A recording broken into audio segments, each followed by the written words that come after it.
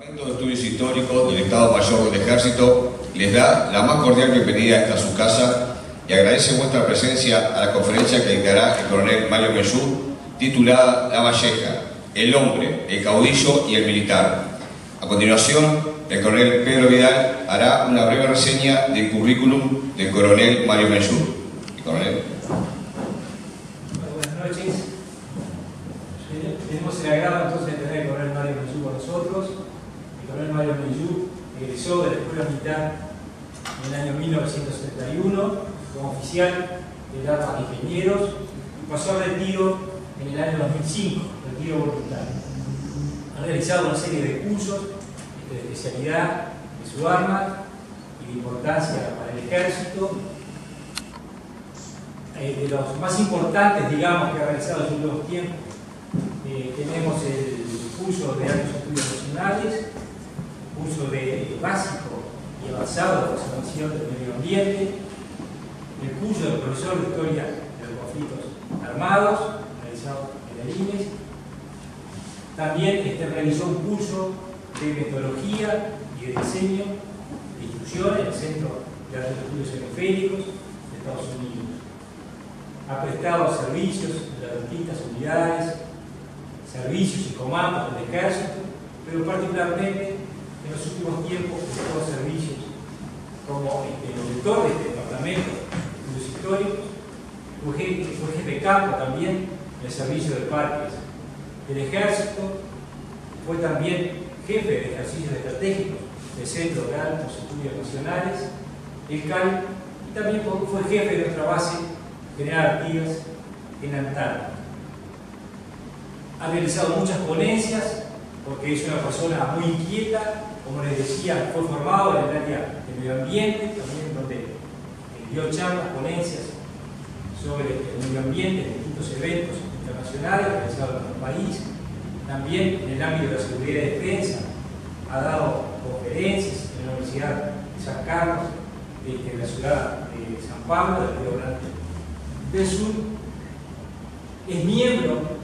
de la Asociación Patriótica de Uruguay y un activo colaborador, aparte de ser miembro de nuestro instituto. Integra también el consejo de redacción de la revista Armas y Letras. Es casado con la arquitecta Cristina Abambide y tiene 3 hijos: Lorena, Mario y Carolina, ¿verdad? Y 3 nietos. Así que bueno, hoy nos acompaña acá y nos va a deleitar con esa hermosa charla sobre nada más y nada menos que el general de la Valleja. El tema que hoy nos convoca, buenas noches, es el que aparece en la pantalla. Separado la vida de la Valleja en diferentes facetas, como hombre, como caudillo y como militar. En el sumario de la exposición que pienso exponerles, completa esos temas. Una introducción sobre la Valleja. En el desarrollo vamos a ver las diferentes facetas en que separamos para esta exposición del hombre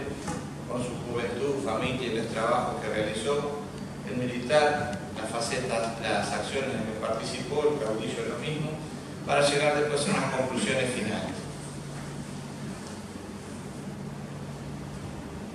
Como introducción, diremos que tener la oportunidad de exponer sobre el señor Brigadier General Juan Antonio La Valleja es un alto honor para quien habla, y además me colocan los pocos historiadores, escritores, oradores que han tratado la vida y obra del general La Valleja. El hablar de La Valleja nos retrotrae a los tiempos de la Patria Vieja, tiempos en que se inició la Revolución de Mayo en el Río de la Plata, la emancipación oriental con la gesta artiguista, la cruzada de los 33 orientales y la independencia nacional.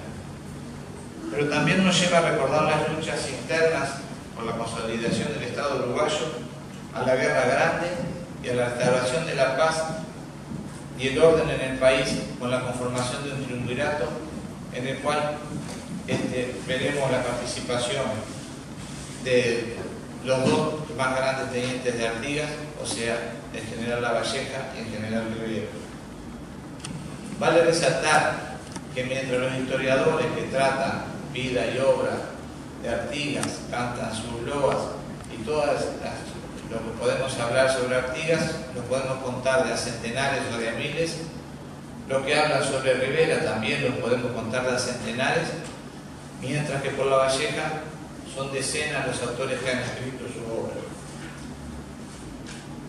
Podemos reafirmar en este momento algo que dijo un historiador uruguayo, el historiador y escritor uruguayo don Plácido Abad, que nos decía: no ha tenido biógrafo que estudiara con paciente amor la importancia y extensión de sus servicios. También al respecto el señor doctor don Luis Alberto Herrera decía: qué poca justicia se le ha hecho, a pesar de que nada mancilla su legendaria memoria.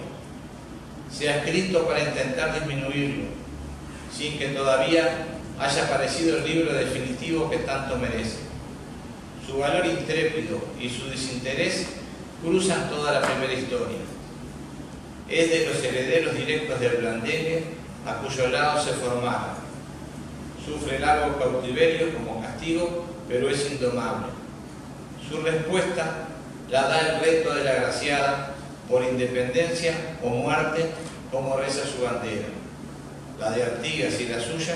fueron las únicas enseñas del ciclo heroico. Denodado, incorruptible, fiel a la patria, siempre y sin desmayo al dominador intruso, solo le pide un campo para combatirlo, y si vencido de él, solo acepta la gran adversidad. Constante, sin queja, el sacrificio de su escuela. Su modestia excede aún a sus méritos de gran patriota, y su honradez de manos y de conducta militar y cívica es española, de la buena. Trataremos hoy, rememorando los diferentes momentos de su vida, relatar a este selecto auditorio, en forma esquemática y por separado, los aspectos destacables y más trascendentes de los roles que desempeñó nuestro héroe. El hombre en su juventud.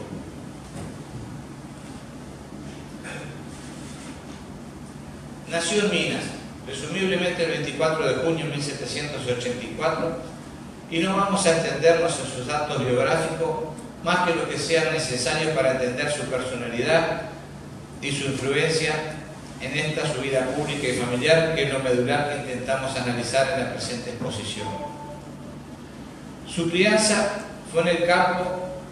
en el establecimiento que su padre poseía en la región serrana donde nace el río Santa Lucía, lo que lo llevará a conocer todas las faenas del campo, a su gente y sus características, y sobre todo al terreno de esa región del país,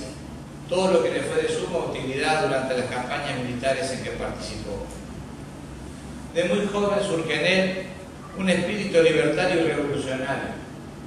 Por más que estaba radicado en la zona de Minas y estudió en la escuela de esa población con don Romualdo Ximeno como maestro, quien años más tarde lo encontraremos entre los integrantes del éxodo del pueblo oriental, dado las vinculaciones que tenía su familia en la sociedad de la época, debió haber tenido noticias del Cabildo Abierto de 1808 en Montevideo, en los que las ideas de autonomía y autodeterminación de los pueblos, y en particular del nuestro, que se reducía a la gobernación de Montevideo, fueron puestas de manifiesto y se sufrió la represión del virreinato con sede en Buenos Aires, que disolvió y desconoció las resoluciones de dicha asamblea. Con los primeros llamados a la revolución, a pesar del linaje de su padre, español de origen, y defensor de la corona con el grado de subteniente de la compañía de milicias de caballería en la provincia, pero fallecido en 1880, el joven Lavalleja entendió que había llegado el momento de terminar con la opresión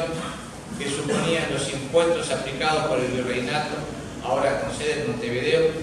para combatir la Revolución de Mayo en la época que nos referimos, y que empeoraban aún más la situación económica de la campaña por las dificultades para comercializar sus productos, ya fuera por la falta de buenos caminos o sendas, o por la dificultad para exportar la producción, por carencias en el transporte marítimo del Imperio Español. Es así que el conocimiento que el patriota Manuel Francisco Artigas estaba aglutinando gente para reaccionar frente a la situación que sufría la región, en abril de 1811, al ocupar este caudillo la villa de Concepción de las Minas, nombre que entonces tenía la hoy ciudad de Minas, Lavalleja, con 26 años, se alista al gauchaje sublevado y comienza así su largo peregrinar en pos de lograr una patria americana, la patria grande, como le inculcará quien a poco de iniciarse en las luchas se convertirá en su jefe y guía. Vemos ahora su familia. Su familia de origen era de linaje español. Su padre, don Manuel Pérez de Lavalleja,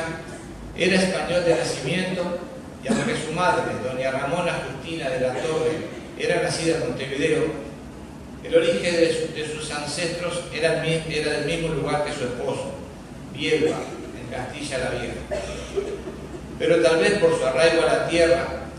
dado que por la posición de su padre ante el gobierno español eran poseedores de una o dos estancias, según los investigadores de los que tomemos los datos,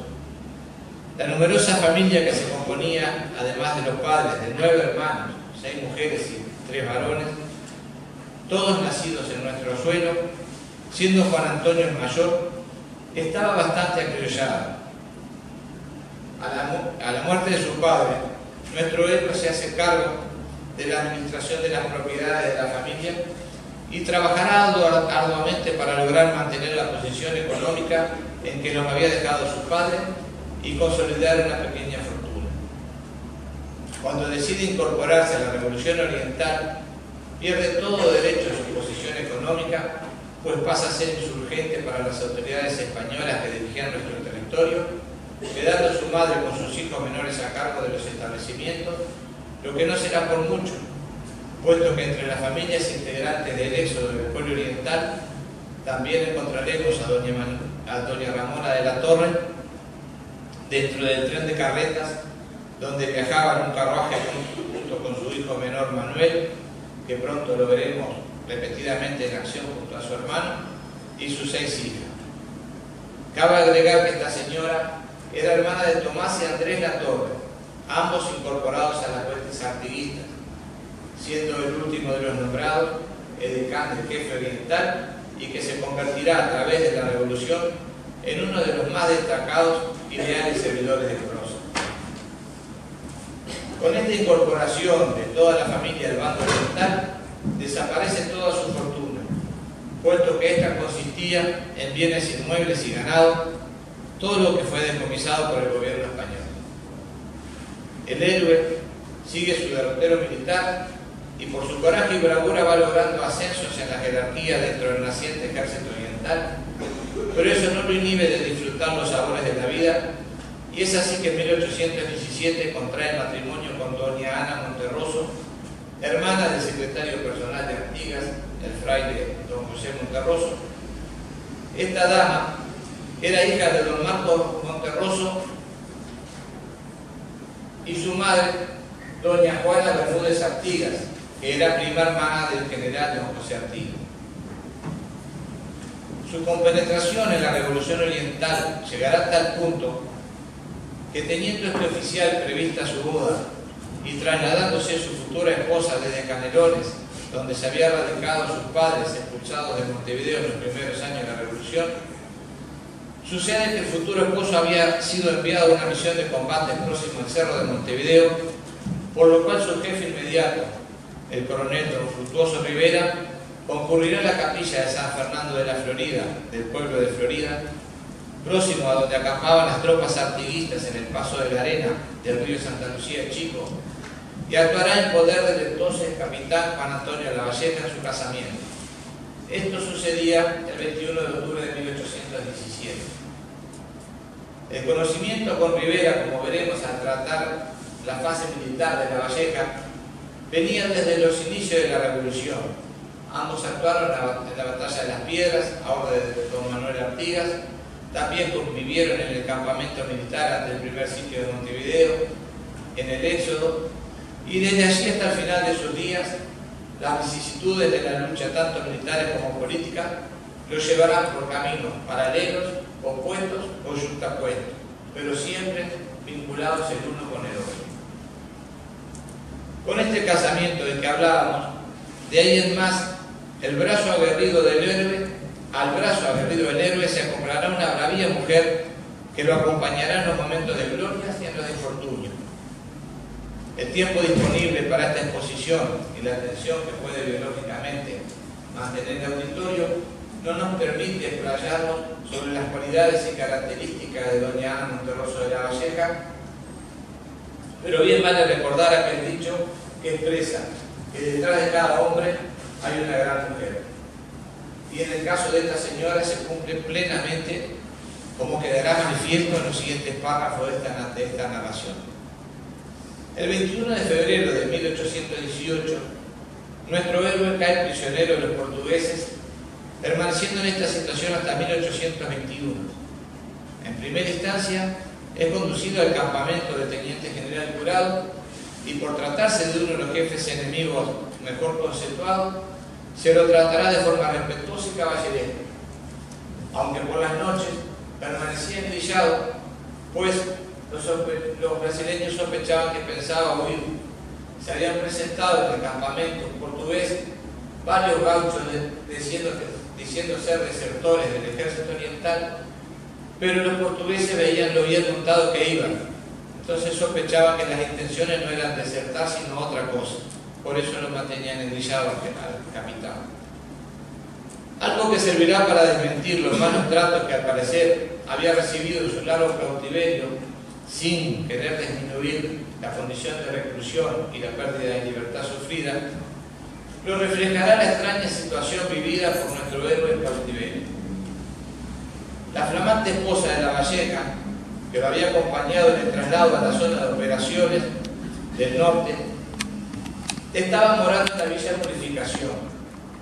Nótese que llevaban apenas 4 meses de casados al momento de caer prisionero su esposo. Ante el peligro de la invasión de los brasileños con una gran columna por el norte, Artigas hizo evacuar a los pobladores, mujeres y niños de la villa a la vecina villa del Arroyo de la China, del otro lado del río Uruguay, actual concesión del Uruguay en Argentina, donde doña Ana pasó a vivir acompañada de Francisca, una hermana del entonces capitán. A fines de mayo se presentó en esas costas del río una fuerte escuadrilla brasileña, sabiéndose que en algún navío de esta los prisioneros serían trasladados a Río de Janeiro. La joven mujer, que en bravura no desentonaba con su marido, solicitó a Artigas y se le autorizó ser presentada ante el teniente general don Joaquín Javier Jurado para solicitar ser trasladada junto a su esposo para velar por su cautiverio. El comandante en jefe de las operaciones de la derecha del ejército imperial dispuso el embarque de la valiente mujer oriental, su cuñada que la acompañaba, en la goleta insignia oriental, para luego ordenar que el prisionero de guerra La Valleja fuera también conducido a la misma. Así relata sus memorias el comandante de la escuadrilla lusitana, don Jacinto Arroque de la Sena Pereira, marino portugués, el encuentro entre La Valleja y sus familiares. Sería cerca de la medianoche cuando La Valleja fue recibido en la oriental e ignoraba cómo habían sido recibidas y alojadas su esposa y hermana a bordo de la escuna. Quedó completa y agradablemente sorprendido y agradecido, viéndose dentro del camarote de aquella embarcación y mirando a aquellas dos señoras durmiendo tranquila y plácidamente con mucha decencia y decoro. Al decir del historiador oriental don Aníbal Barrios Pintos, desde ese momento inesperado, La Valleja tuvo la satisfacción de contar en los largos días de amargura y angustia de su cautiverio con el sostén espiritual y afectivo de su esposa y de su hermana Francisca. Estando en cautiverio en la bahía de Río Janeiro, Brasil, se irá gestando su descendencia, naciendo allí su primera hija Rosaura, la que será bautizada en el navío La Reina de Portugal, donde La Valleja estaba recluido, y siendo padrino de la niña, quien había sido el encargado de trasladar los prisioneros orientales a Brasil, el conde de Viana, vicealmirante de la escuadra lusitana. Un año después nacerá otra niña, Elvira, que también será bautizada en Río Janeiro en la iglesia matriz de San José, siendo sus padrinos doña Francisca Lavalleja y el conde de Viana hijo, Juan Manuel de Meneses y Castelo Branco. En viaje de regreso a Montevideo, por haber sido liberado, en plena navegación y frente a Isla de Lobos, nace su primer varón, Egilio, quien es bautizado en la iglesia matriz de Montevideo. La familia seguirá engrosándose con hijos nacidos en nuestro territorio en la vecina orilla, llegando a la cantidad de 10, y son Ana, que nació en Buenos Aires el 12 de octubre de 1825, el mismo día de la batalla de Sarandí, Juan Antonio, Francisco, Ovidio, Constantino, Adelina y Elvira. Varias de sus hijas se casaron con promitentes patriotas, al igual que lo habían sido varias de sus hermanas, y varios de sus hijos varones se desempeñaron como militares. Mencionamos las características que rodearon el nacimiento de sus primeros vástagos para ilustrar sobre los valores que predominaban entre los combatientes de la época. Reconocido por su valor en el combate, nuestro héroe fue respetado por sus captores.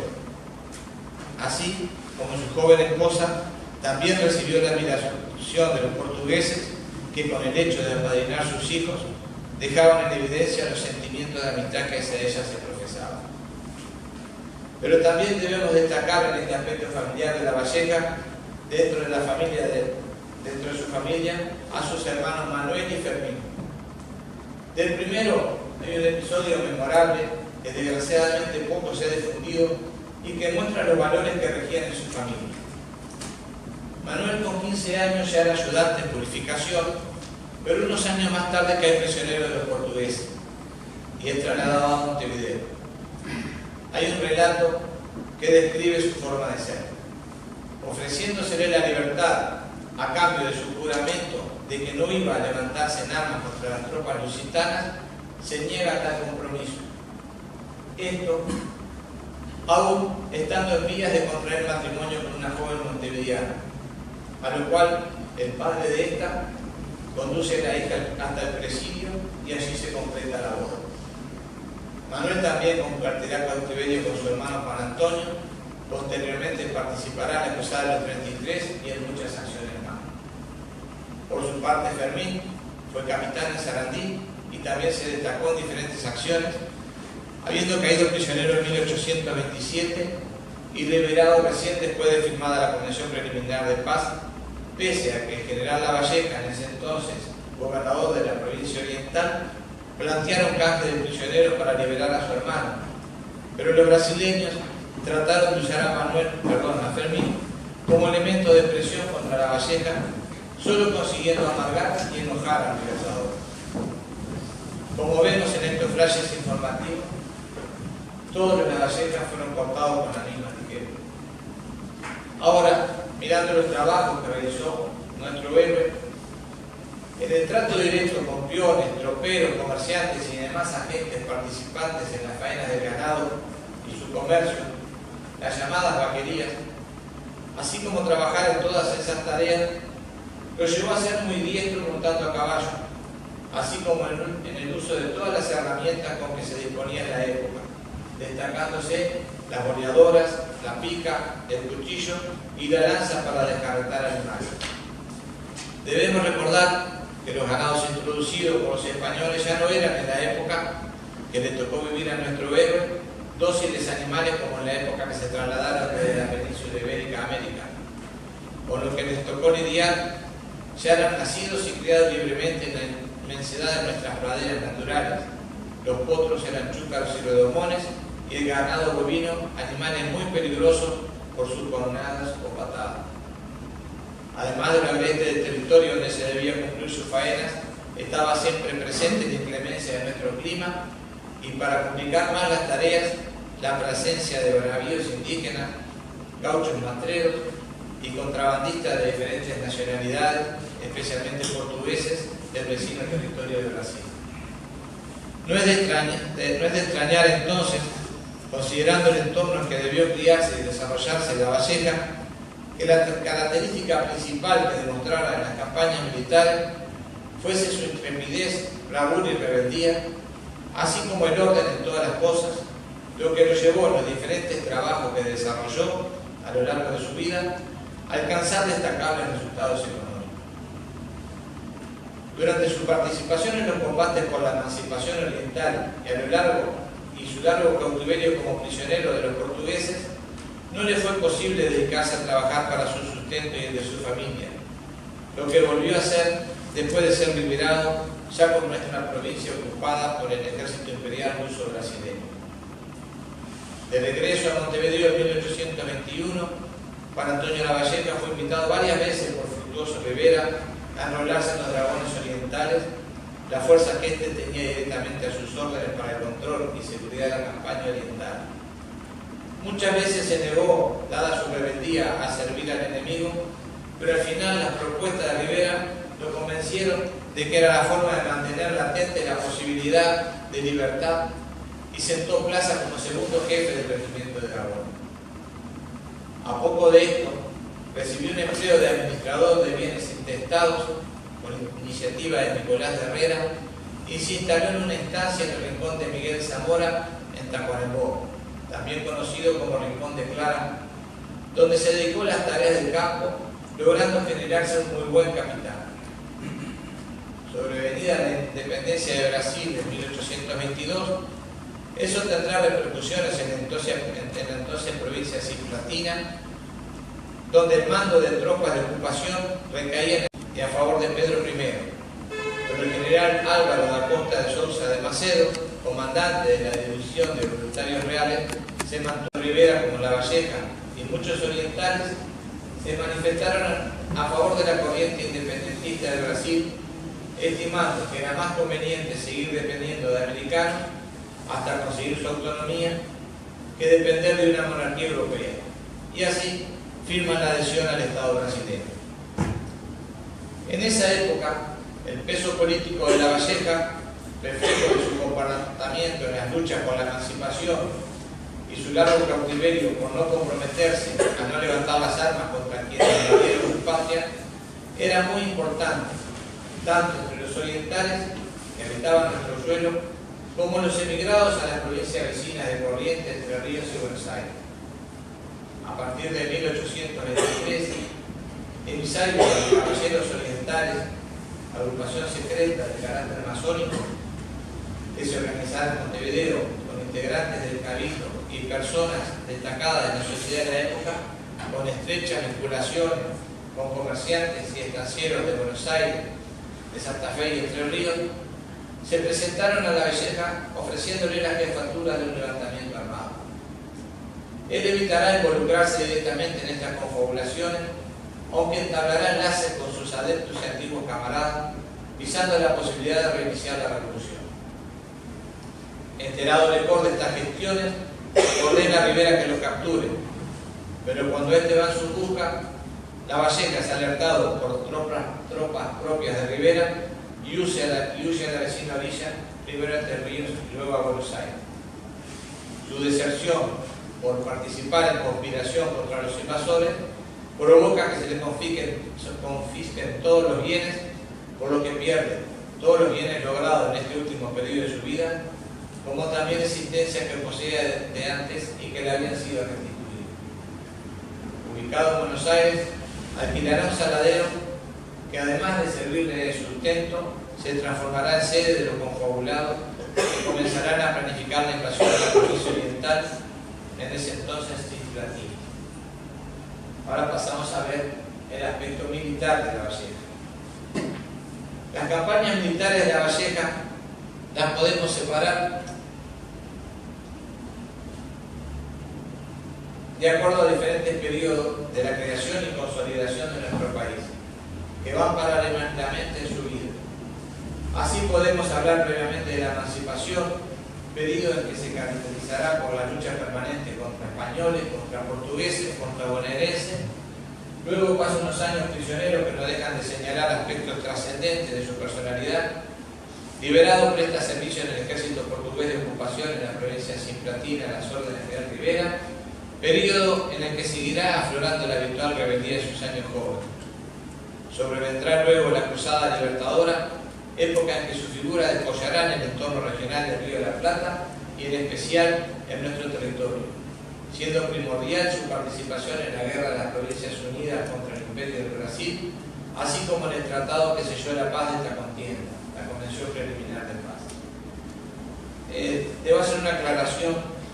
En los textos de historia nosotros encontramos el término emancipación oriental en el periodo que va de 1820 a 1830, llamándose la parte anterior periodo artiguista. El mismo concepto, nosotros somos la tercera república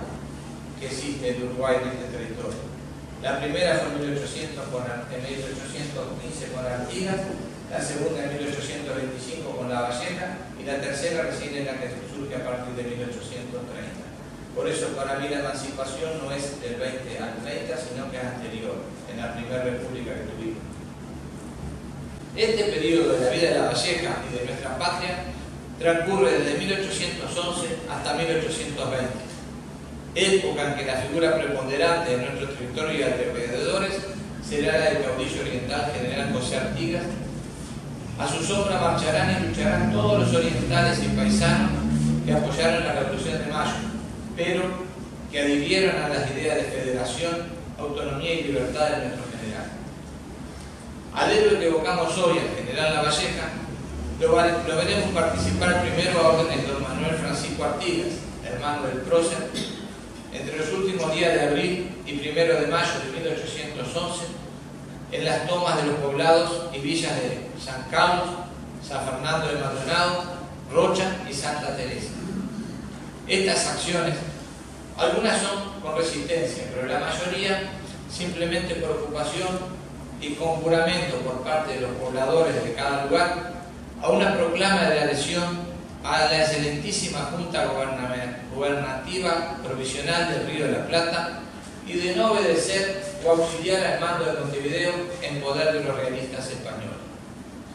Con unos 304 voluntarios se dirigen a reunirse con las tropas del general Artigas, con quien lo hacen en la tarde del 17 de mayo en las puntas del arroyo Canelón Chico bajo lluvias continuas. Al día siguiente todos participarán de la primera victoria patriota en el Río de la Plata y serán recordados hasta la posteridad con el nombre de la batalla inscrito en la roca que conforma el obelisco de la Plaza de Mayo frente a la Casa Rosada en Buenos Aires y hasta la letra del himno argentino. La batalla de las Piedras. Se dio el día 18 de mayo de 1811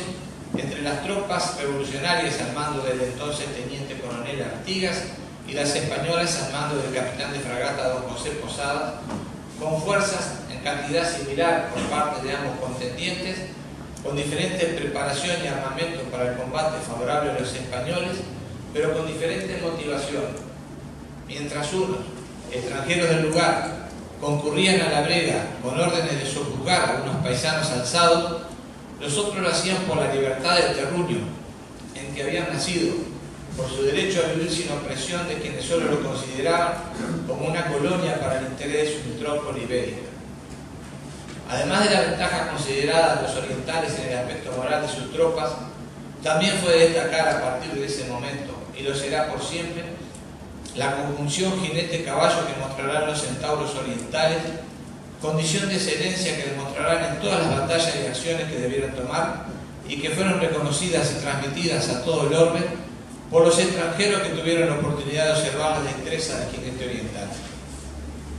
Vemos aquí y durante todas las campañas militares orientales la atención en la moral de la tropa y el empleo de los medios disponibles, dos de los elementos primordiales que hasta hoy la ciencia y arte de la guerra nos enseñan. Otros dos aspectos de suma importancia se manifestarán también desde un principio: el conocimiento del terreno y del enemigo. El primero era el medio en que se desarrollaba toda su vida, el trabajo, el hogar, su sustento, al que conocían, según alguien recuerda respecto a Rivera, que sabía en qué lugar de la provincia oriental estaba por el sabor de sus pastos. Al enemigo lo tenían bien referenciado algunos de los líderes de la revolución por haber pertenecido a sus filas en el pasado, haber luchado contra ingleses y portugueses bajo órdenes de mandos españoles. Algunos, como Artigas y Rondó, que prontamente luego de la batalla de las Piedras lo veremos a cargo del ejército que sitiará Montevideo, fueron oficiales españoles, por lo que conocían sus tácticas de combate. Durante la batalla, que no explicaremos en la oportunidad, pues seguramente ya ha sido estudiada y analizada en varias oportunidades por el auditorio presente,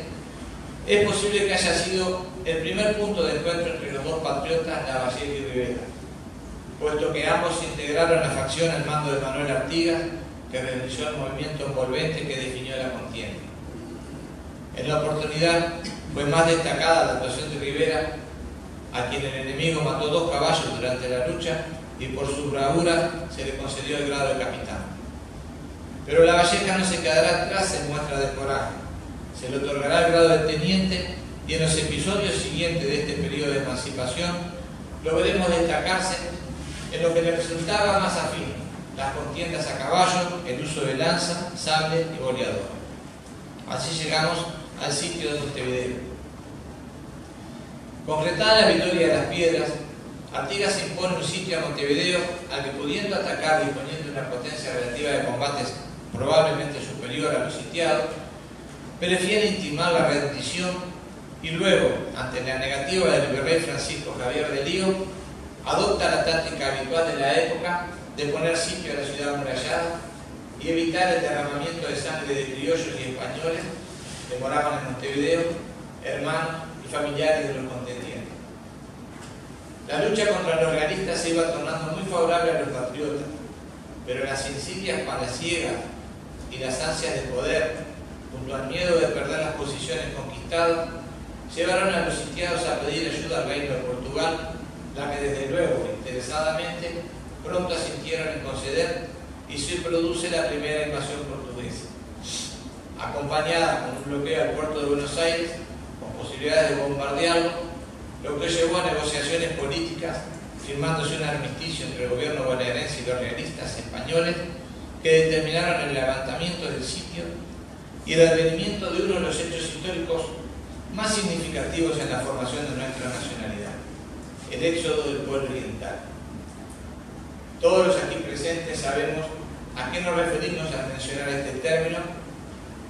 que ya es sagrado en nuestra historia.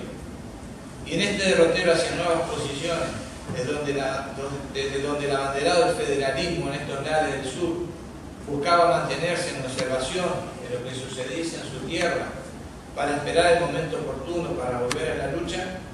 no solo encontraremos al bravío de Lavalleja actuando en las partidas que custodiaban al pueblo en marcha, sino dentro del tren de carretas su familia viajaba en carruajes. Segundo sitio de Montevideo. Regresando el ejército oriental al terruño natal a órdenes de Artigas, con señas de desavenencia con los mandos del ejército de las Provincias Unidas, Lavalleja marcha dentro de estas vueltas, siempre bajo el comando de Manuel Francisco Artigas. Y dada su característica de intrépido jinete, se le encomienda la tarea de asediar a la ciudad amurallada donde quedaban reducidos los españoles. En estas lides vale la pena leer algunos versos escritos por don Francisco Acuña de Figueroa, que se encontraba entre los sitiados y que relata un suceso acaecido frente a las murallas. Un joven osado se vio en la guerrilla del campo enemigo al frente avanzar,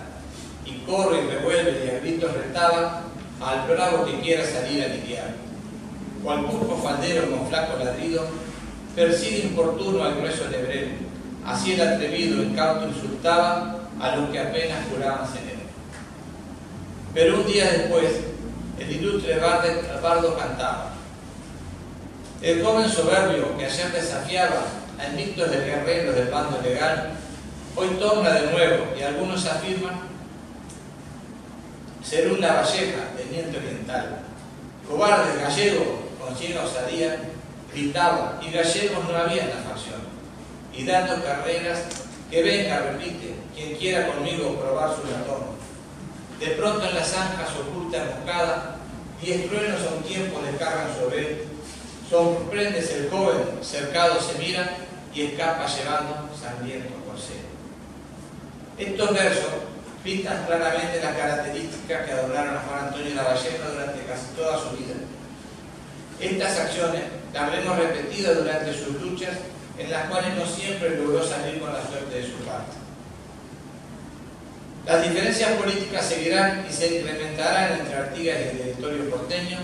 retirándose el grueso del ejército oriental al norte del país,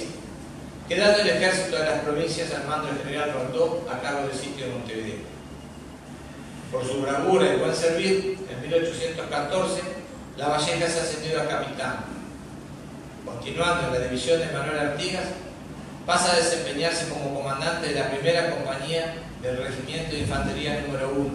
del cual era jefe el teniente coronel Rivera. Aquí la vinculación entre los dos héroes se tornará más estrecha y serán muchas las acciones en las cuales compartirán peligro. Caído Montevideo y retirándose los españoles, los bonaerenses ocuparán la ciudad y comenzarán lo que podría llamarse una guerra civil dentro de las provincias, al enfrentarse el ejército oriental al mando de Artigas con el bonaerense a cargo del coronel Carlos María de Aguilar. En principio, el coronel Fernando Torres, y luego apoyado con las tropas de Rivera, se comenzará una campaña de hostigamiento sobre las fuerzas adversarias, en las cuales las cualidades para la guerrilla de Lavalleja quedarán varias veces marcadas a sable y fuego sobre lo contrario. Rivera lo comisiona a cargo de la vanguardia de sus fuerzas con la misión de hostigar a las fuerzas de Alvear primero y luego las del coronel Manuel Dorrego, lo que cumplió eficazmente desgastando las fuerzas porteñas en pequeñas acciones y emboscadas, sin empeñarse directamente con el grueso de las tropas adversarias. Así llegamos hasta el encuentro final de esta contienda entre hermanos rioplatenses en Guayabo, batalla en la cual las tropas orientales al mando de Rivera derrotan las bonaerenses a cargo del coronel Dorrego, quien con las tropas que consigue reagrupar en los alrededores de Paysandú cruzan el Uruguay, quedando por primera vez la provincia oriental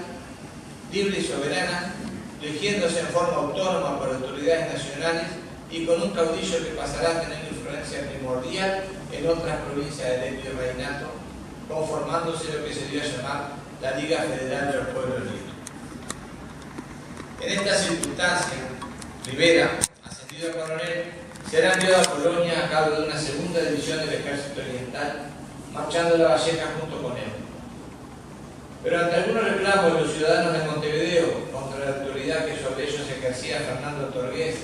quien al parecer no reunía las condiciones naturales para el cargo, Artigas decide su relevo por Rivera, disponiendo que éste marche con su división como comandante militar a esa plaza. Por lo que a partir del 19 de julio de 1815, el entonces capitán Juan Antonio Lavalleja quedará al frente de un piquete de 64 hombres como gobernador militar de Colonia. Con 22 años de edad, lo veremos por primera vez actuar en tareas muy diversas a las que entonces había desarrollado durante la Revolución. Vale aquí transcribir lo relatado por la historiadora María Julia Ardau sobre las acciones llevadas a cabo por nuestro héroe en el rol de gobernante.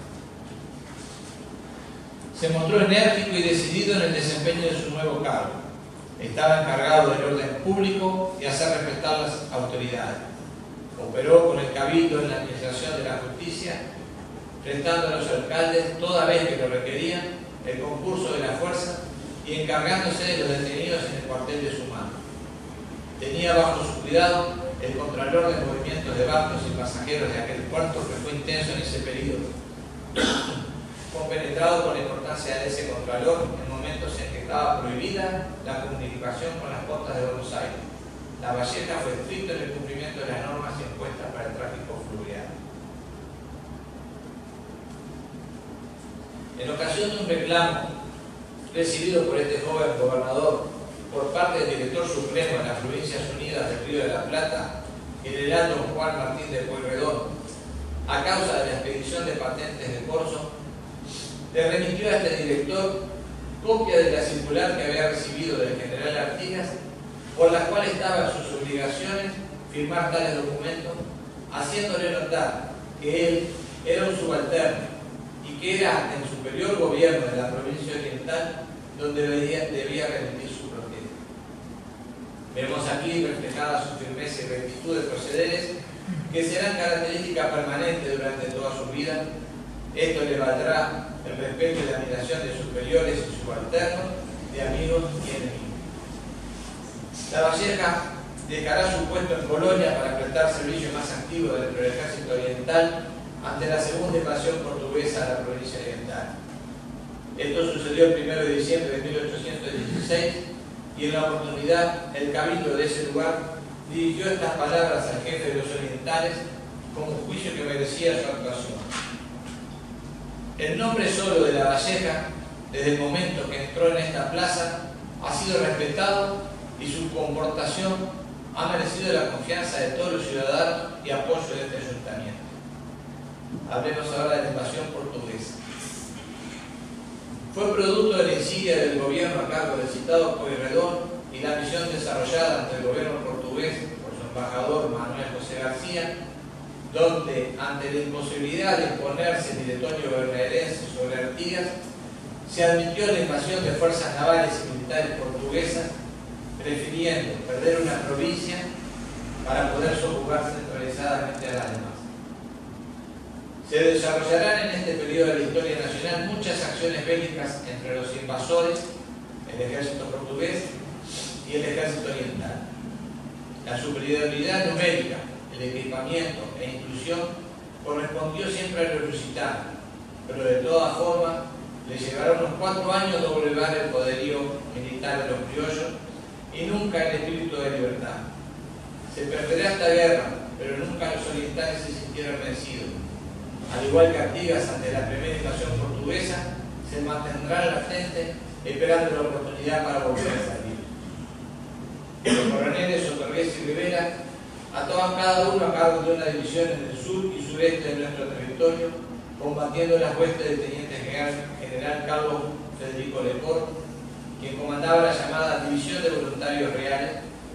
obteniéndose resultados favorables a uno y otro en los diferentes combates. Pero las batallas principales fueron ganadas por los invasores. En determinado momento, a fines del año 16, ya actuando el capitán Lavalleja al frente de la vanguardia de la división de Rivera, ambas facciones, la de Otorgués y Rivera, se agruparon para combatir una columna portuguesa comandada por el general Bernardino da Silveira, que avanzando desde el Melo había alcanzado los campos de Cayupá, presumiblemente en terrenos de la estancia de Martín José Artigas, padre del prócer. Desinteligencias entre los dos jefes orientales, hará que Otorgués con sus tropas se dirija hacia el río Xi, mientras que Rivera con la suya siga hostigando las fuerzas invasoras. Se sabe por diferentes documentos, entre los cuales se destacan las memorias de Rivera, que Lavalleja, actuando siempre a cargo de la vanguardia de la división de este, hostigó permanentemente a la columna enemiga de 1.600 hombres con sus 400 patriotas, causándole bajas, tomando prisioneros y quitándole caballada. El general de Silveira debió optar por desplazarse al este y agruparse con la columna que dirigía Leport. Cabe contar que estas acciones se produjeron en los alrededores de Minas y en las costas del río Santa Lucía, terrenos en los cuales se había criado Lavalleja. A pesar de estos esfuerzos, el 20 de enero de 1817, Leport entraba bajo palio en la ciudad amurallada de Montevideo, ubicando allí su cuartel general, lo que obligó al delegado artiguista Miguel Barreiro a trasladar su gobierno a la villa de Guadalupe, actual Canelones. La que asediada por los portugueses hizo que los patriotas se ubicasen en el paso Cuello sobre el río Santa Lucía, con parte de la división de Rivera y la artillería que habían podido retirar de Montevideo. Rivera y Lavalleja continuaron hostigando al enemigo, imposibilitándole libres movimientos y arrebatándole caballadas, como en una acción en el cerro por Rivera, ataques avanzados por Lavalleja como en Maroñas, donde con 18 hombres dispersó una fuerza que lo doblaba en número, cuento contemporáneo que siempre actuó con la bravura y bizarría que acostumbraba. La suerte seguía de su parte, pues habiéndosele matado varios caballos, ninguna bala lo había alcanzado a él. Ante las pérdidas que sufrían las facciones menores enviadas por Leport para obtener recursos del lugar, decidió hacer una salida con una fuerte columna para combatir al grueso de la división que lo hostigaba, dirigiendo en principio sus tropas hacia Canelones, donde reciben la resistencia desde sus casas de los pobladores del lugar, en conocimiento que las fuerzas orientales se encontraban acantonadas en Paso del Cuello, se encaminó en esa dirección a prestar combate. Tenemos ahora el combate y retirada del Paso Cuello. Relata el profesor magíster don Daniel Torena, actualmente director del Museo del Primer Gobierno Patrio y de la Nación, Canelones, en su escrito Resistencia Artiguista, reseña histórica 1817-1818, que en Canelones se había organizado el 2 de junio de 1816 las milicias de Canelones por orden expresa del general en jefe don José Artigas, disponiéndolas a cargo del coronel Manuel Francisco Artigas, el antiguo jefe de Vallejo y Rivera, que los había dirigido en una batalla de las Piedras. El 19 relata el profesor Daniel Torena. El 19 de marzo de 1817, ante el incontenible avance del ejército portugués con 5.000 hombres de la poderosa división de voluntarios reales, de Cor toma la villa de Guadalupe y el pueblo resiste las avanzadas portuguesas desde sus casas a tiros, dando tiempo a la evacuación de toda la población, del gobierno y del ejército que se encontraba en la villa. Ubicado en los orientales el Paso Cuello del río Santa Lucía, ese mismo día se decide a resistir el avance de Lecor y sus tropas, para que el grueso de la división de Rivera, la artillería del gobierno y los pobladores evacuados pudieran procurar una retirada en dirección al norte. En ese lugar, que hoy se venera como sitio histórico, unos 550 orientales con un solo cañón resistirán el embate del teniente general Lecor con 2.500 soldados apoyados por 5 cañones. En la heroica resistencia oriental del Paso Cuello murieron 100 patriotas y más de 50 portugueses, pero se salvó el pueblo de Villa de Guadalupe, y la mayor parte de la Plana Mayor y del Parque Militar del Ejército Oriental. Rivera acampará en el Paso de la Arena sobre el río Santa Lucía el Chico, aproximadamente una legua al noreste de la villa de San Fernando de la Florida, reorganizando sus recursos en la zona de la Cruz, para luego desaparecer por la zona que era bastante conocida para él. Logrado el pasaje del río Santa Lucía por el Paso Cuello por las tropas lusitanas, prosiguen tras la división oriental, pero serán nuevamente hostigadas por las tropas de esta, y así llegaremos a una importante acción poco destacada hasta el año pasado, en que el investigador don Fernando Choteco Caorsi, integrante de la Asociación Identidad Florida, que se dedica al estudio e investigación de la historia local y hechos relacionados, revisando partes de batalla, encontraron en los documentos orientales y brasileños los datos que le permitieron dar con el lugar de esta acción y los detalles de la misma. Acción del Pintado Viejo. Sucedió el 23 de marzo de 1817 y su detalle lo encontraremos relatado al principio en el Boletín Histórico del Ejército número 104-105, que dice así: el coronel Rivera en persona mandó este choque a la cabeza de 300 hombres. El capitán Lavalleja se comportó con la bravura que le era de costumbre y lo de su misma don José Yupe, don Miguel Quintero y don Pablo Sierra. La acción se desarrollará en circunstancias que las tropas cruzan el río Santa Lucía el Chico por el Paso de la Arena, donde ya no quedaban ni rastros de Rivera y su gente.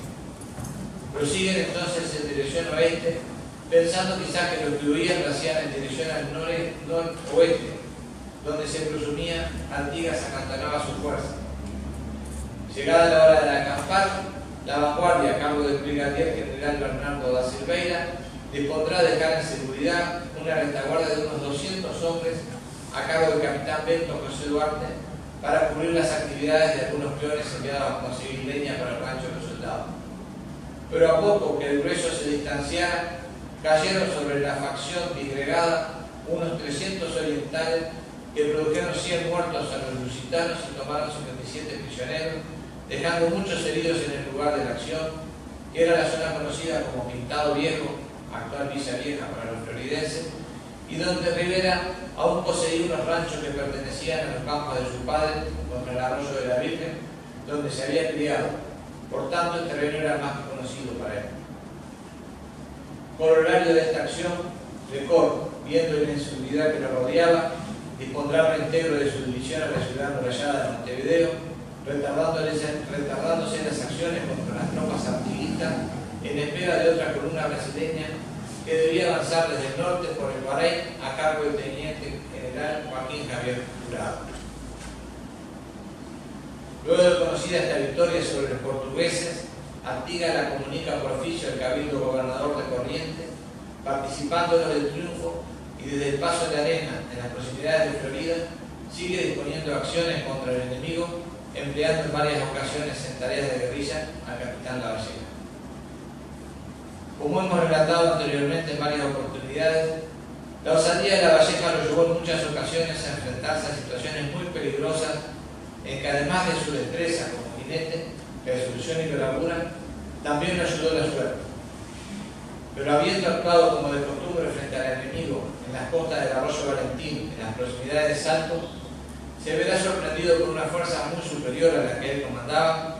y al pretender la retirada,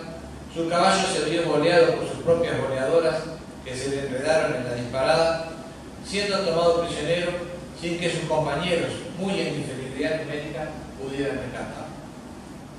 Sobrevendrá un periodo de 3 años en cautiverio de los portugueses, volviendo al suelo natal para dedicarse nuevamente a las tareas del campo, pero revistando en el ejército imperial de Brasil bajo las órdenes del general Rivera. A continuación, veremos la cruzada libertadora y la independencia nacional. Luego de su deserción al ejército que ocupaba nuestro territorio, ya radicados en Buenos Aires y complotando con otros orientales también emigrados, en principio se buscará el apoyo del gobierno de Buenos Aires, el que se mostró reticente ante la posibilidad de desatar un conflicto con el naciente imperio de Brasil. Pero entre bastidores apoyará a los orientales sublevados con armamento, mucho dinero y hasta uno de los lanchones con que se realizará la travesía. Lo mismo harán los grandes comerciantes bonaerenses, pero sin tapujos, al igual que grandes asentados de esa misma provincia, Entre Ríos y Santa Fe, proveyendo de fondos y enseres para la guerra. La necesidad de tropas propias y de las demás provincias para continuar la llama de sublevación que generaría la intrépida invasión se buscó enviando mensajeros a la propia provincia oriental, donde se llegó a comunicarse con el propio Rivera, que seguía las órdenes del ejército imperial. Se trató de conciliar la alianza con las otras provincias unidas, lo que se logró en un principio con Santa Fe, gobernada por Estanislao López, y Entre Ríos por el gobernador Juan León Sola. Pero llegándose la fecha de comenzar las operaciones, Sola, preocupado de que Lecor atacase su provincia, denegó la ayuda prometida, hasta impidió el paso de tropas por su territorio, por lo que el apoyo de López, que aportaba desde Santa Fe con 400 hombres, tampoco pudo materializarse. Recibida en Buenos Aires la noticia de la victoria de Ayacucho el 9 de diciembre de 1824, por la cual se ponía fin a la dominación española en América, los ánimos se inflamaron en todo el Río de la Plata, y así se llega al 19 de abril de 1825, fecha en la que finalmente se concreta el pasaje del río y da inicio la etapa más brillante en la vida del ya entonces general Juan Antonio Lavalleja. En San Isidro, Argentina, desde donde partió la cruzada, la intendencia de esa ciudad y la Asociación Patriótica del Uruguay, en fecha 19 de abril de 1964, colocaron una estela de bronce esculpida por el artista uruguayo José Belloni, a la cual se adosó una placa con un texto, autoría del arquitecto Salas de dicha municipalidad, que dice así: de aquí partieron por el camino del honor 33 orientales a liberar su patria. Homenaje de San Isidro. Desembarco del 33 orientales. En la noche del mencionado día, los patriotas alcanzarán la costa oriental del río Uruguay, en el paraje conocido como el Arenal Grande de la Graciada. La historia y su tendencia a interpretaciones irán cambiando el nombre de las cosas, y hoy conocemos como lugar de desembarco a la playa de la Agraciada, donde merecidamente estos bravos orientales anualmente reciben el homenaje de sus compatriotas agradecidos al pie del monolito allí instalado. De inmediato a recibir las caballadas que el vaqueano Chevete les alcanza en primera instancia, dadas las dificultades de los hermanos Ruiz de traer la suya, Lavalleja se moviliza hacia Mercedes, donde, siguiendo quizás los mismos pasos que siguió su antiguo jefe, el general don José Artigas, también emitirá allí una proclama que comienza así: ¡Viva la patria, argentinos orientales!, donde queda manifiesto su intención de liberar la patria del yugo brasileño, pero incorporaría a las Provincias Unidas del Río de la Plata. Seguirá luego al sur, donde se producirá la unión con su compadre Rivera, en la que se dio a llamar el Abrazo de Monzón, con quien luego de unir sus tropas marcharon hacia el Paso del Rey y tomaron San José, prosiguiendo hacia Canelones. En el libro Crónica General del Uruguay, los profesores don Washington Reyes Abadía, Tabaré Meloño y Andrés Vázquez Moreno señalan que esta diarquía, refiriéndose a Lavalleja y Rivera, era por lo demás la única posibilidad real de una condición política y militar ausente de toda personalidad o Artigas, capaz de imponer su superioridad indiscutida. Cuenta uno de los 33 y héroes de Sarandí, don Juan Spickerman, en su memoria, que desde Canelones, Lavalleja distribuye los cargos y efectivos de las tropas que se empeñarían en combatir al ejército brasileño de ocupación, estableciendo su despliegue en toda la provincia para, según su relato, luego de estas disposiciones, solo nos quedó una fuerza como de 80 hombres. El mismo día 3 de mayo tomamos rumbo a Montevideo. Aunque en su trayecto se fueron incorporando más patriotas, el día 4 de mayo Lavalleja hizo flamear la bandera tricolor en la zona rural de Montevideo, en el Cerrito. Imposible que los avatares que la vida le había presentado en los últimos años limitaran sus ansias de combatir a los enemigos, fueran quienes fueran los que osaran oprimir a su patria, y sin importarle con cuántos se enfrentaban. Su fuerza radicaba en la confianza que tenían sus hombres y que la razón estaba de su parte. Lavalleja instalará su cuartel general en la Barra del Pintado, muy próximo a la ciudad de Florida, donde un monolito hoy señala ese lugar. Desde allí dispondrá las acciones a llevar por las tropas desplegadas e impartirá instrucción a las que se mantengan directamente bajo sus órdenes, organizando unidades de línea y de milicia. Dice que a falta de armas de fuego y sables, hacían instrucción con palos, simulando aquello. La declaratoria de la independencia oriental. Desde un principio, la cruzada trajo implícito un afán de institucionalizar la provincia. Y así como se organizó inmediatamente a la invasión el despliegue del ejército oriental, el 27 de mayo se convoca a representantes de todos los pueblos de la provincia, a excepción de Montevideo, poder de los brasileños, y el 14 de junio se instala el gobierno provisorio que presidirá Manuel Callero, representante por Colonia de Sacramento, con representantes de Maldonado, Canelones, San José y Santo Domingo de Soriano. Ante él, Lavalleja entregará una memoria del actuado desde el desembarco, en el cual informa que cuenta la fecha con un ejército de 3.000 hombres. El gobierno provisorio designará a Lavalleja como comandante en jefe del ejército y a Rivera como inspector general del ejército. También se tomó resolución en convocar una sala de representantes de la provincia, la que pasaría a constituirse en el poder legislativo de la provincia. El 20 de agosto se instaló en la Villa de la Florida con 14 representantes bajo la presidencia del diputado por Guadalupe presbítero Juan Francisco Larroque. Dentro de sus primeras resoluciones estuvo designada la composición del Poder Ejecutivo, ya que el gobierno provisorio había cesado a constituirse en la Asamblea. Se nombró gobernador y capitán general al general Juan Antonio Lavalleja con un mandato por 3 años, y se dispuso en su colaboración la creación de 3 ministerios: de gobierno, de guerra y de hacienda. También, debiendo la incorporación al Congreso de las Provincias Unidas, se designaron delegados ante él. El glorioso 25 de agosto de 1825, por medio de 3 leyes fundamentales, quedó establecida la independencia de la provincia del rey de Portugal, del emperador de Brasil y de cualquier otro del universo.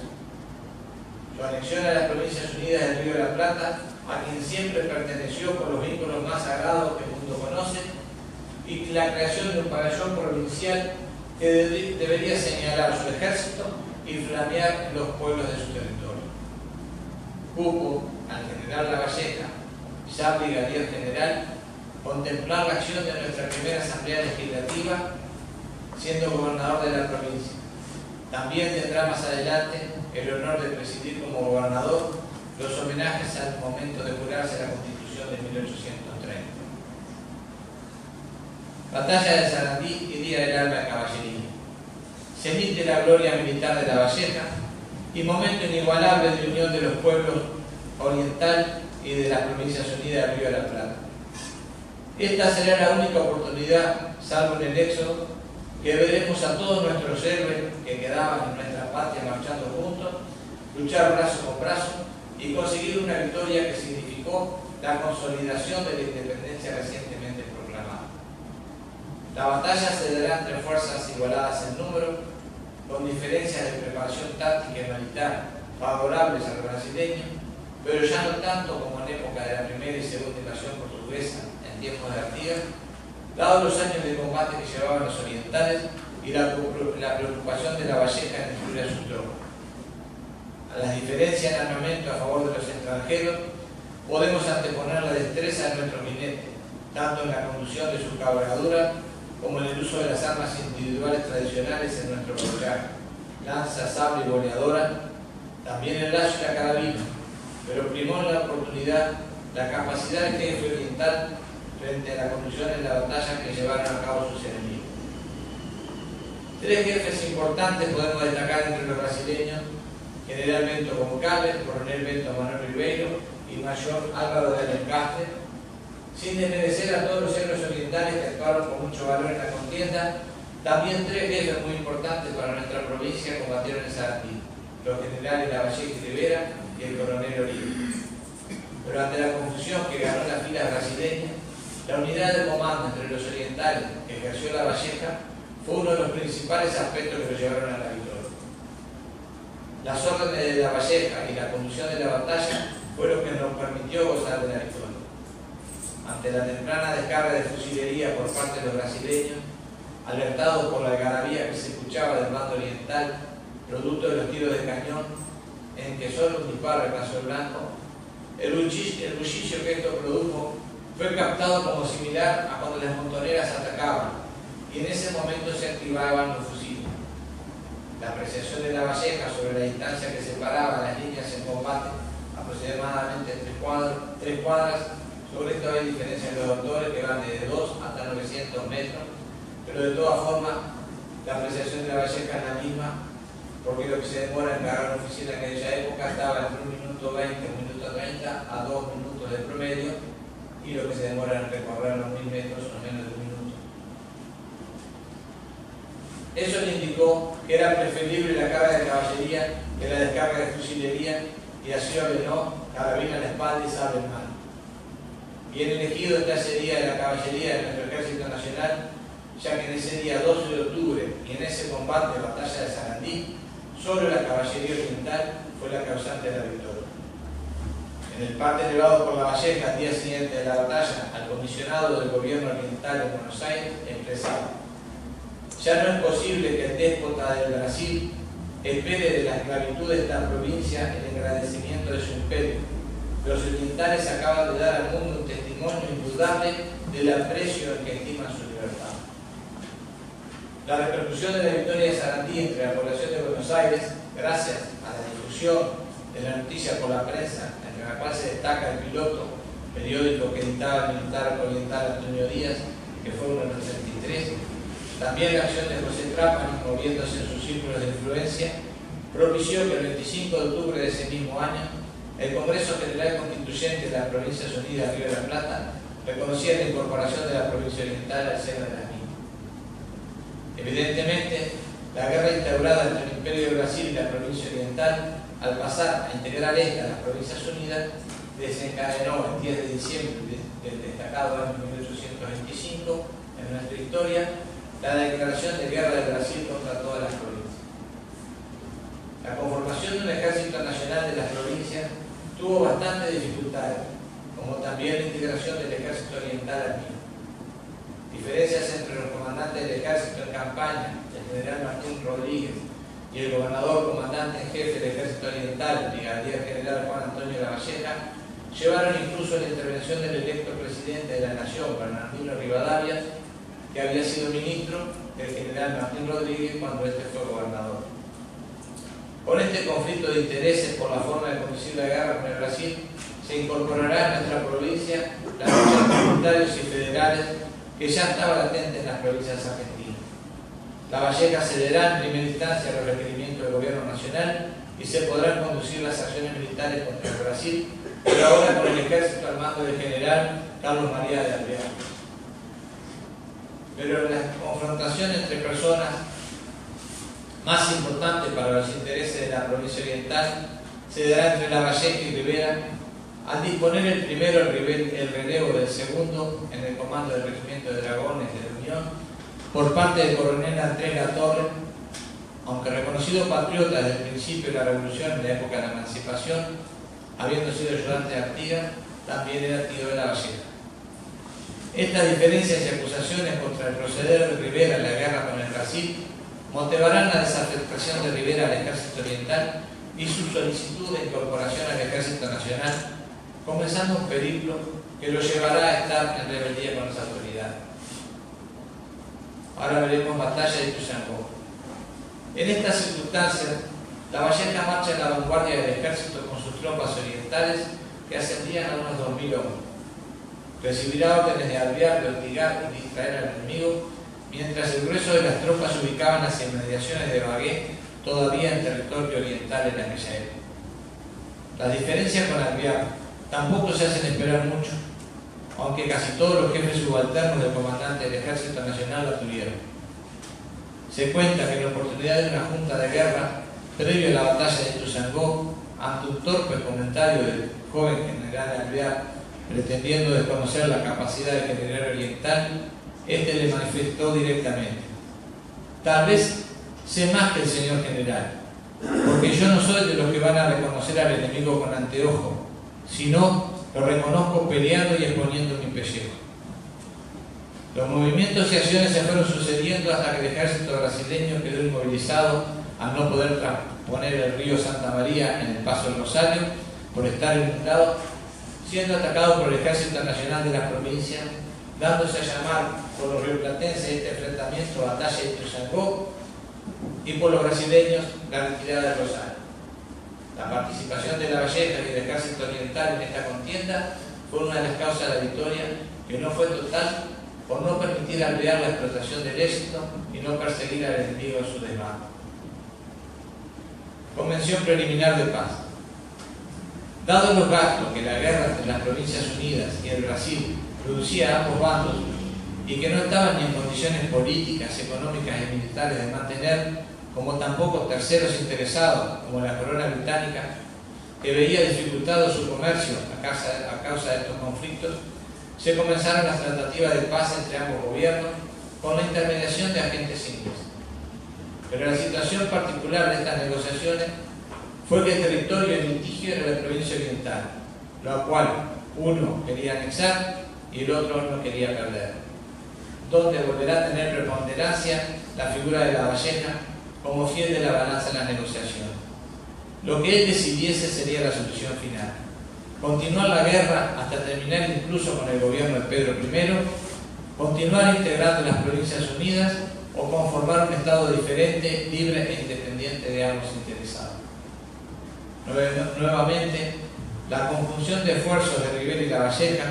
aunque esta vez contrapuesto con la conquista de las misiones por parte del primero de los nombrados, llevará a que los brasileños accedan a la independencia oriental con la prescripción de que se le devolvieran las misiones, cosa que es aceptada por todas las partes, y así nace un nuevo Estado. Ahora pasamos a ver el caudillo oriental. Creado el Estado uruguayo,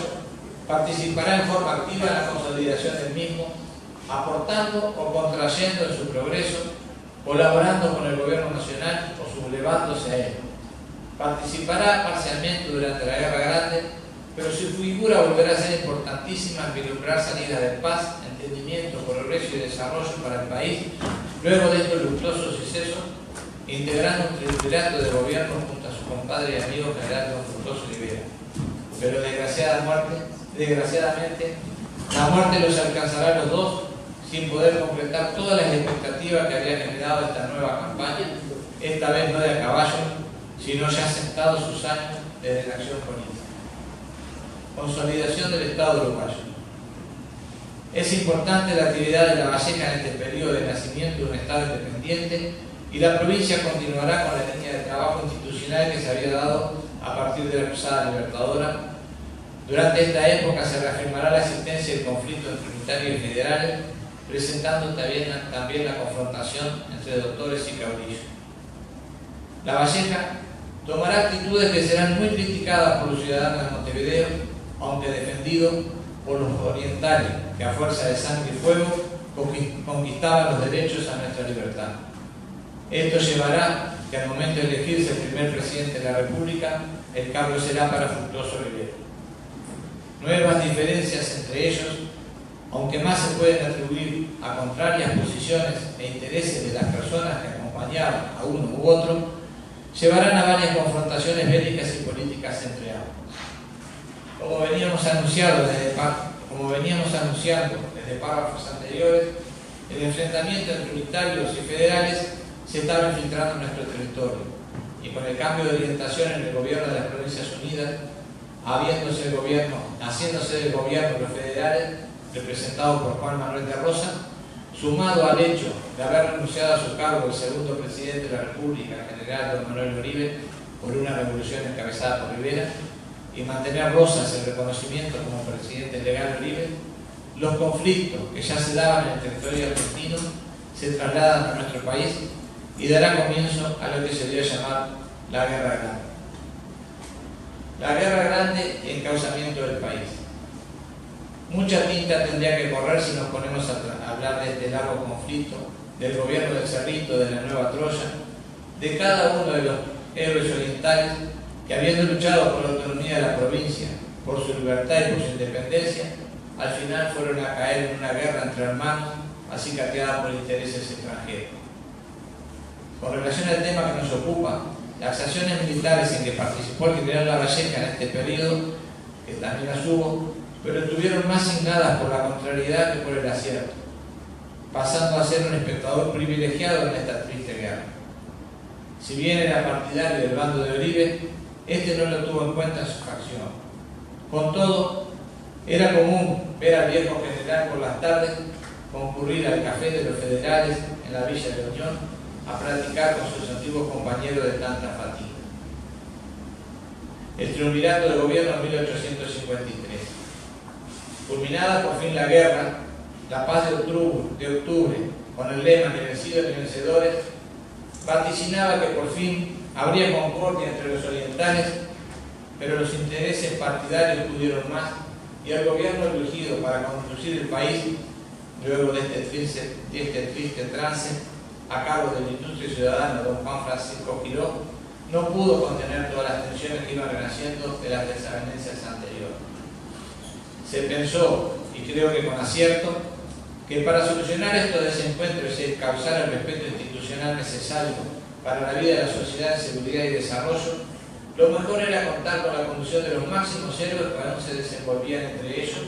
y así se conformó un triunvirato con don Juan Antonio Lavalleja y don Fructuoso Rivera, completado por la ausencia de este último, por encontrarse en Brasil, por el general don Venancio Flores, ministro de Guerra de la época.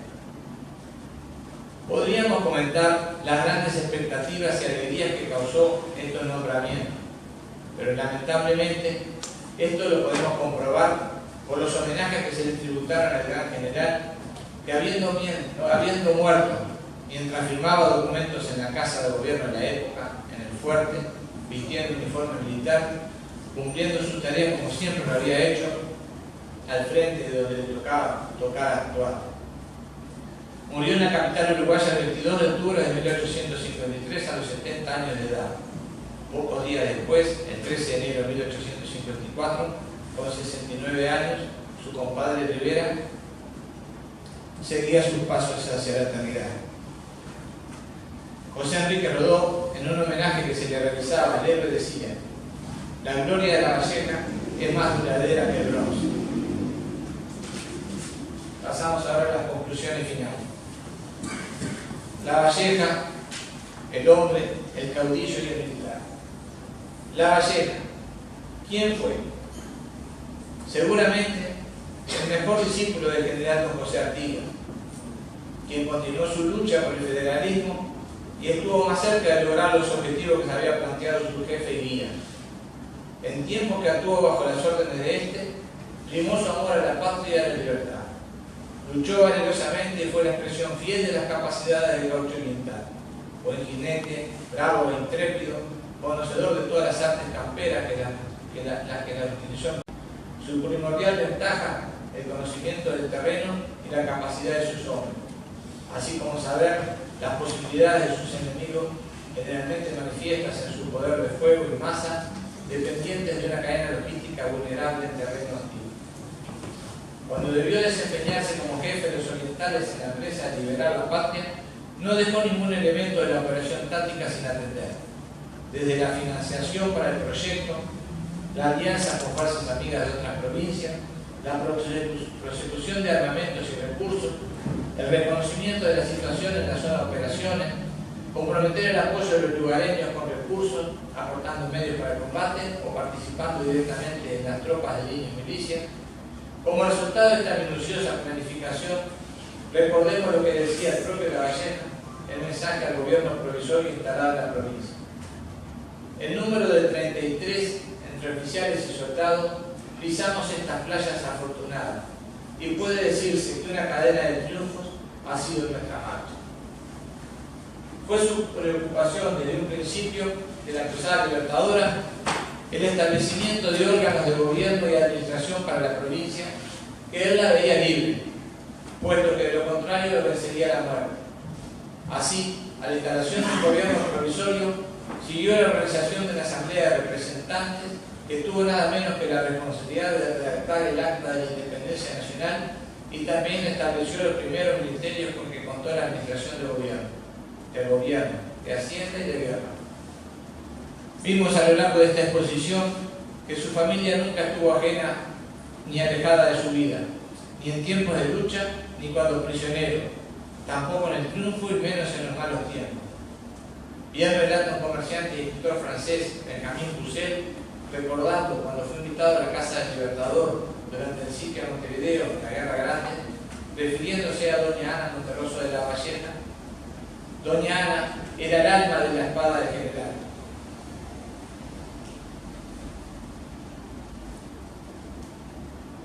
Hemos visto el hombre, el militar y el caudillo que fue nuestro brigadier general don Juan Antonio Lavalleja. Que así fue nuestro libertador de yugo, así como fue nuestro libertador de yugo brasileño, nos dio la independencia en el concierto de las naciones del mundo. Su pueblo agradecido lo honró con la primera estatua ecuestre que se erigió en nuestro país el 12 de octubre de 1902, obra del escultor oriental Juan Manuel Ferrari, dispuesta por ley de 1885, donde se disponen los fondos para erigirle la Plaza Independencia de Montevideo, conmemorando los 77 años del triunfo de la batalla de Saratí, se fue a instalar en el centro de la Plaza Libertad,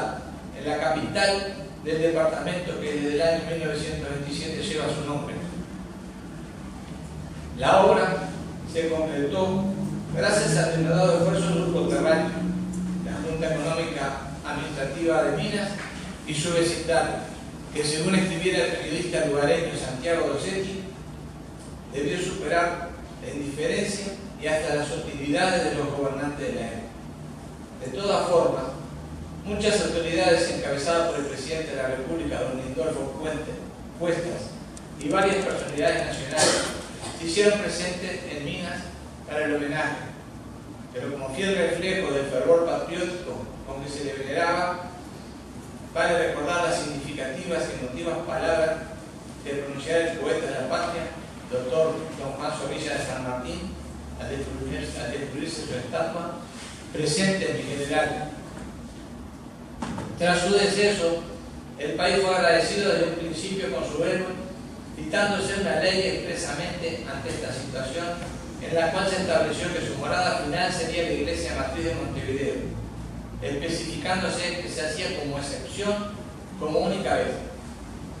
ley que a poco debería ser modificada, pues con el fallecimiento de Rivera las autoridades brindaron similares homenajes. De ahí que nacieron en un mismo tiempo, vivieron y lucharon brazo con brazo, y hoy siguen juntos con la posteridad. Para terminar estas palabras, creo oportuno recordar estrofas con que merecidamente homenajear al presbítero Olegario María Núñez, oriundo de Minas, al señor brigadier general don Juan Antonio Lavalleja. Bien estás en el bronce, León Minuano, con tu gesto de heroica rebeldía. Si parece que cargas todavía, carabina en la espalda, ¿sabe, hermano?